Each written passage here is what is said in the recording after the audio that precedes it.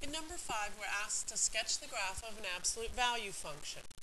Notice that the form y equals a x minus h plus k gives us a, which is the slope,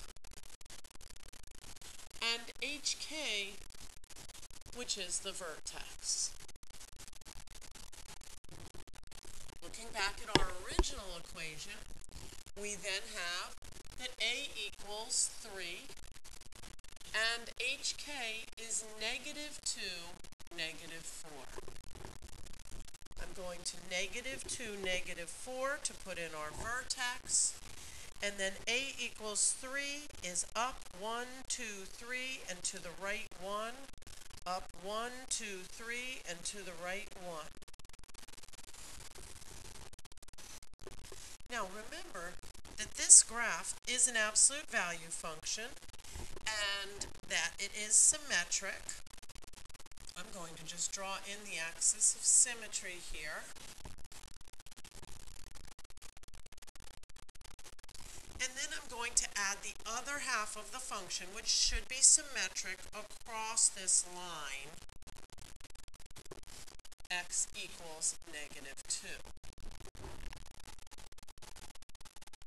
And then I can draw in the other half of the function. Now that we have the graph, let's answer the questions. What is the domain of f of x?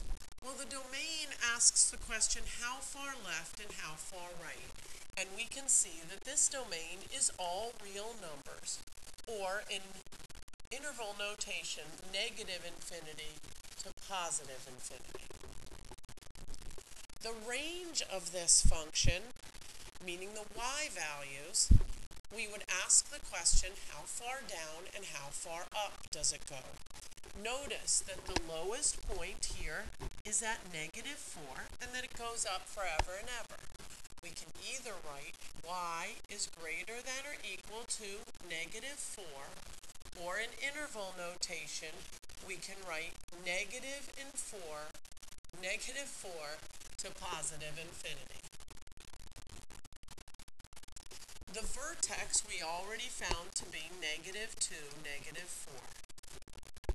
The axis of symmetry that we drew in was the line x equals -2. This is the line that splits the graph in half, and if we were to fold the graph over on itself, it would match up exactly. The minimum value of f of x is the lowest y value, or -4. And the last question, is the function continuous? The answer is yes, because we could draw the whole function from left to right without picking up our pen. There are no breaks in the graph of an absolute value function.